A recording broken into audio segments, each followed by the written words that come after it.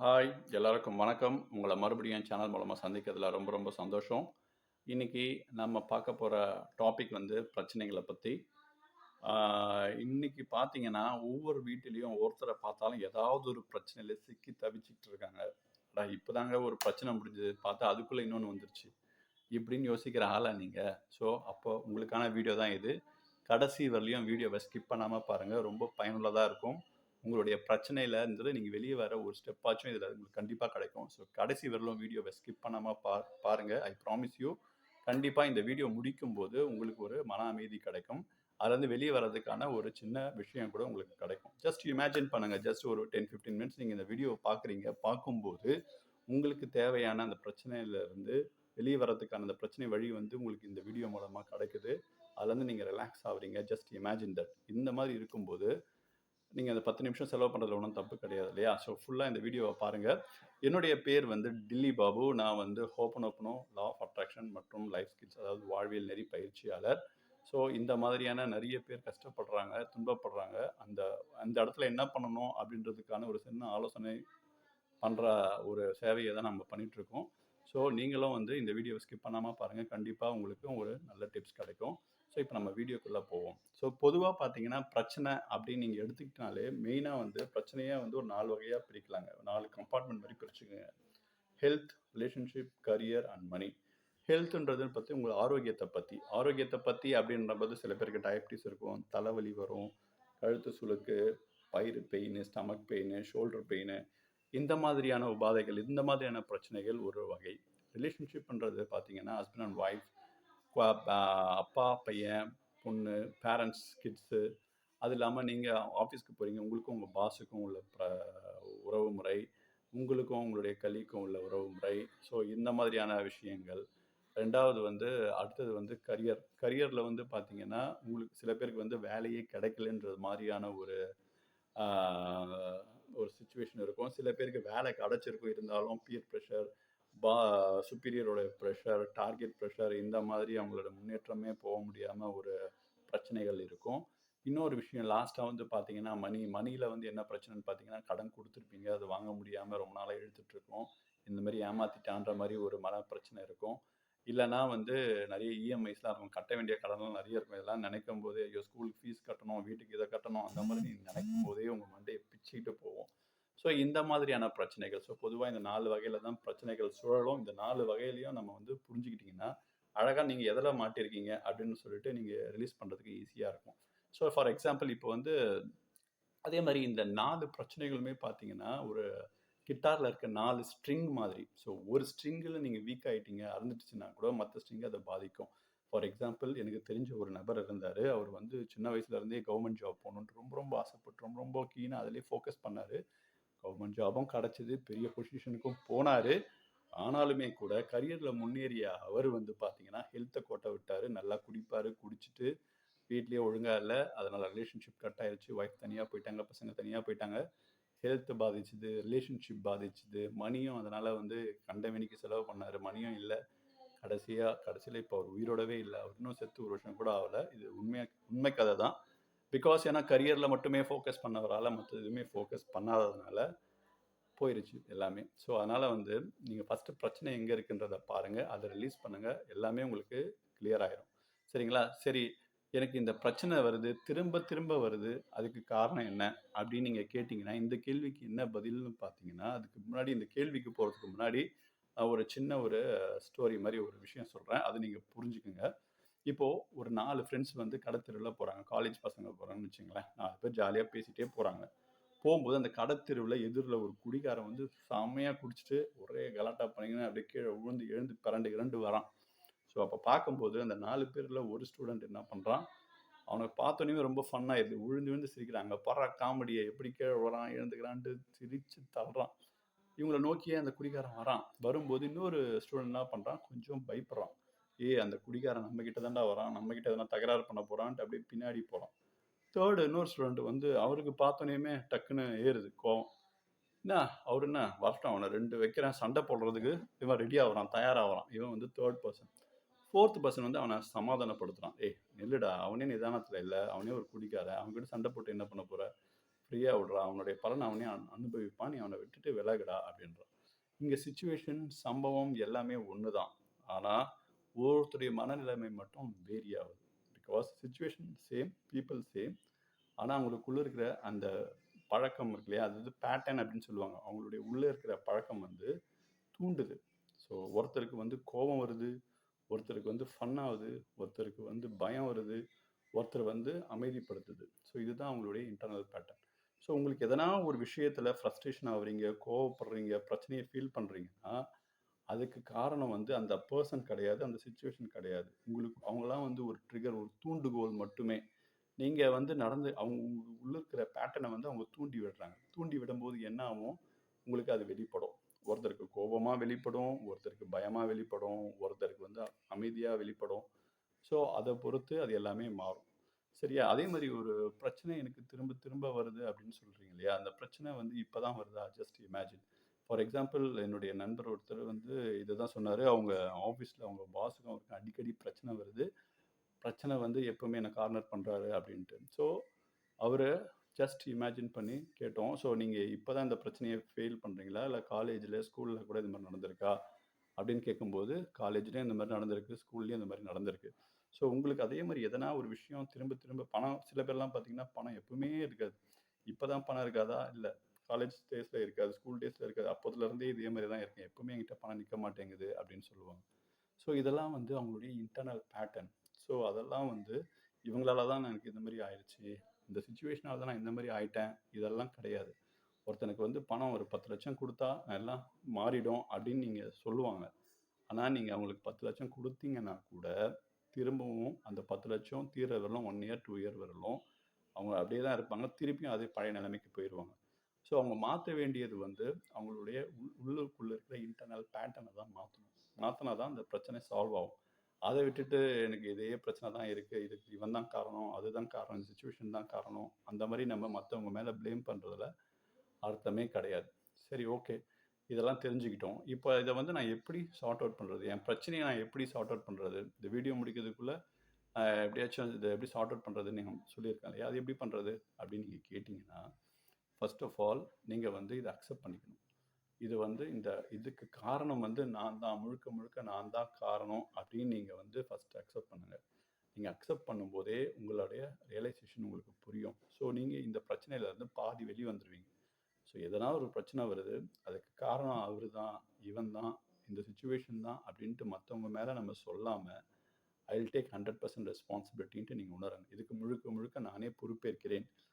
நீங்க இப்படி சொன்னீங்கன்னா தான் இந்த பிரச்சனையிலருந்து உங்களால வெளிய வர முடியும். நீங்க பிரச்சனையிலருந்து வெளிய வரணும்னு ஆசைப்பட்டீங்கன்னா, ஃபர்ஸ்ட்டு இந்த ஸ்டேட்மெண்ட்ட நீங்க சொல்லுங்க. I will take 100% responsibility. நான் இந்த பிரச்சனைக்கு முழு பொறுப்பேற்கிறேன் அப்படின்ட்டு அக்செப்ட் பண்ணுங்க.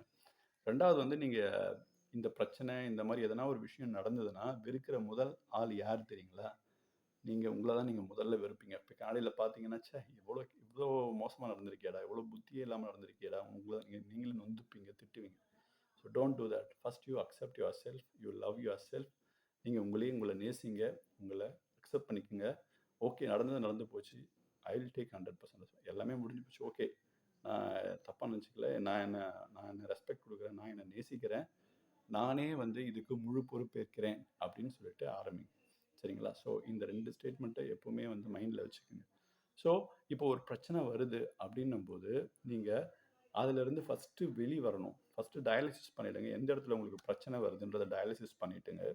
டயாலிசிஸ் பண்ணிட்டீங்களா? இப்போ அதிலிருந்து நம்ம ஃபர்ஸ்ட்டு வெளிய வரத பார்க்கணும். எப்படி வெளிய வர முடியும்? இந்த 2 ஸ்டேட்மெண்ட் நீங்க சொல்லப் போறீங்க. 1, நான் இதுக்கு முழு பொறுப்பேற்கிறேன். நான் என்னை முழுவதுமாக அக்செப்ட் பண்ணிக்கிறேன். நான் என்ன முழுவதுமா நேசிக்கிறேன் அப்படின்னு நீங்க சொல்லி முடிச்சுட்டு, உங்களுக்கு அந்த சிந்தனை வரும்போது, அந்த ஒரு பிரச்சனைய வந்து இப்ப யாரோ ஒருத்தர் வந்து உங்கள ஏமாத்திட்டாங்க. அது நீங்க நெனைக்கும்போது, உங்களுடைய மனசு வந்து பதைக்குது இல்லையா? பதைக்குது. அப்படியே மனசோர்வாவுது. அப்படியே என்ன பண்றதுன்னே தெரியல. அதாவது ஒரு ஒரு ஒரு செக்யூரிட்டி, அதாவது இன்செக்யூரிட்டின்னு சொல்லுவாங்க இங்கிலீஷ்ல. அந்த மாரி நீங்க ஃபீல் பண்றீங்க அப்படின்னும்போது, நீங்க ஜஸ்ட் யோசிச்சு பாருங்க. ஸோ, இந்த எமோஷனால உங்களுக்கு எதனா பலன் இருக்கா? ஸோ, இந்த பிரபஞ்சம் இருக்கு இல்லையா? சுத்தியுள்ள பிரபஞ்சம் வந்து உங்களுடைய வார்த்தைய கேட்காது. நீங்க ஃபீல் பண்றீங்க இல்லையா? உங்க உணர்வுகள தான் அதுக்கு அதுக்கு புரியும்.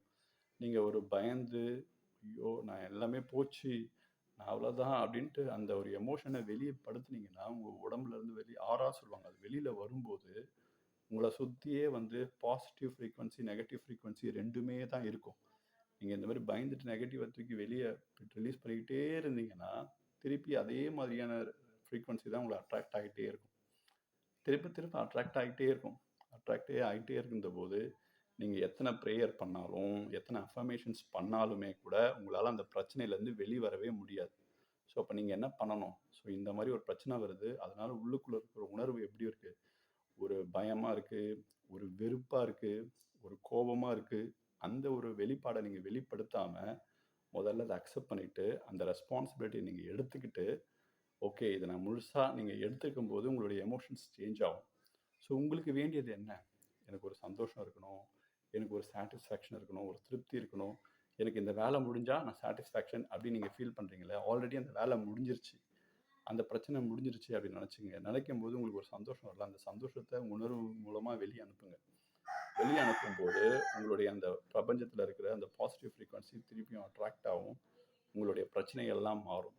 இது இது வந்து சில பேர்லாம் பார்த்துருக்கேன். ஒரு ஒரு நாள் பண்ணுவாங்க, ஒரு 7 நாள், ஒரு 5 நாள், 7 நாள், 10 நாள் பண்ணிவிட்டு எதுவுமே ரிசல்ட்ஸ் கிடைக்கலன்ட்டு விட்டு போகக்கூடாது.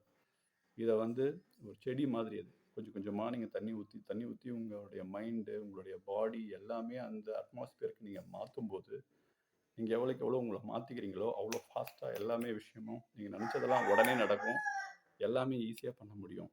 பட் நீங்கள் வந்து கொஞ்ச நாள் பண்ணிவிட்டு, ஒரு 4 நாள் பண்ணிவிட்டு, 5 நாள் பண்ணிவிட்டு, இது ஒர்க் அவுட் ஆகலை அப்படின்னு சொன்னீங்கன்னா, நஷ்டம் நமக்கு தான். சரிங்களா? ஸோ இதை நீங்கள் கீப் ஆன் பண்ணிக்கிட்டே இருங்க. பண்ணும்போது உங்களுக்கு ஒரு நல்ல ஒரு ரிசல்ட் தெரியும், உங்கள் பிரச்சனையிலேருந்து வெளியே வர முடியும்.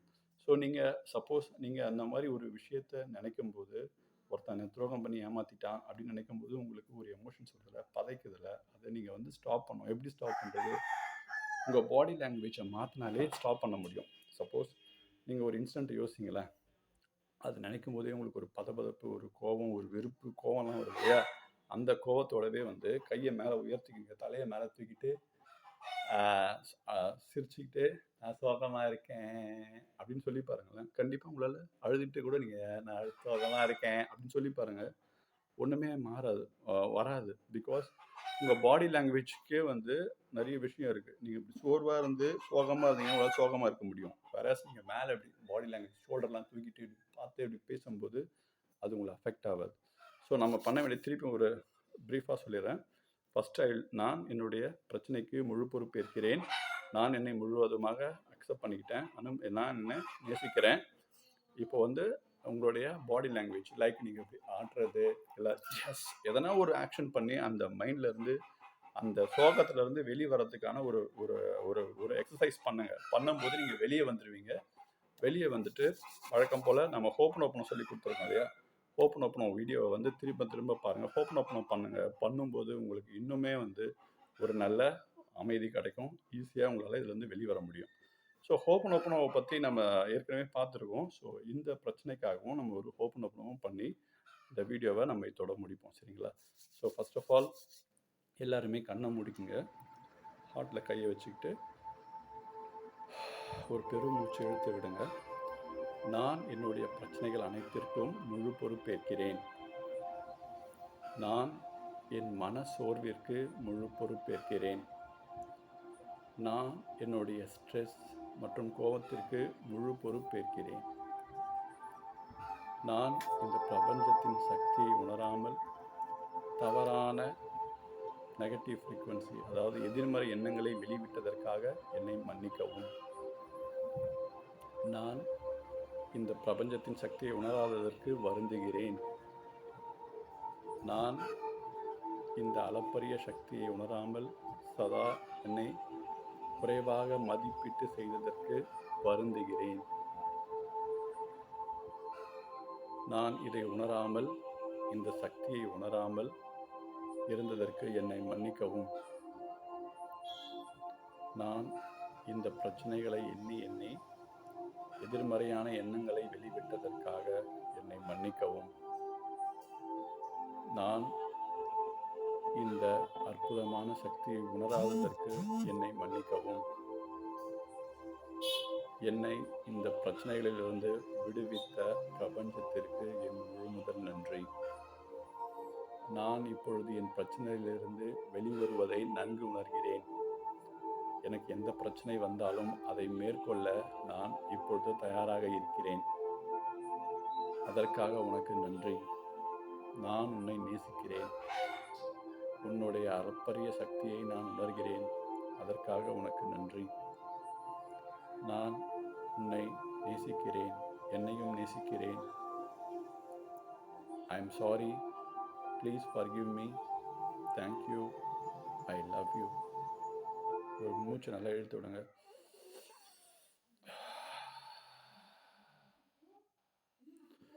ஸோ இந்த மாதிரி ஓப்பனாகவும் நீங்கள் ப்ராக்டிஸ் பண்ணுங்கள். ஜஸ்ட் இந்த 4 words, I am sorry, please forgive me, thank you, I love you, இந்த வார்த்தையை வந்து காலையில் ஒரு 108 டைம்ஸ், ஈவினிங் ஒரு 108 டைம்ஸ் விடாமல் பண்ணுங்கள். ஸோ இதுவும் உங்களுக்கு ஒரு நல்ல பலனை தரும். ஸோ இந்த வீடியோ உங்களுக்கு பிடிச்சிருக்கும்னு நினைக்கிறேன். ஸோ உங்களுடைய கருத்துக்களை இந்த கமெண்ட் செக்ஷனில் தெரிவிங்க. இதை பற்றி இன்னும் டீட்டெயில்டாக வகுப்பு போல் கற்றுக்கணும்னு ஆசைப்பட்றவங்களும் இங்கே வாட்ஸ்அப் நம்பர் கொடுத்துருக்கேன். இந்த வாட்ஸ்அப் நம்பரில் நீங்கள் மெசேஜ் பண்ணுங்கள். அதுக்கான தகவல் கொடுக்கப்படும். நீங்கள் அதை மேற்கொண்டு உங்களுடைய வாழ்க்கை முறையை, உங்கள் வாழ்க்கை நெறியை மாற்றுவதற்கு ஒரு பயனுள்ள ஒரு பிளாட்ஃபார்மாக இது அமையும். அதை நீங்கள் யூஸ் பண்ணிக்கோங்க. இதுவரையிலும் பொறுமையாக என்னுடைய வீடியோ பார்த்து கொண்டிருந்தவங்க அனைவருக்கும் என் மனமார்ந்த நன்றி. மேலும் உங்களை அடுத்த வீடியோ வரை சந்திப்பது உங்களுடைய டெல்லி பாபு சம்பந்தம். நன்றி, வணக்கம்.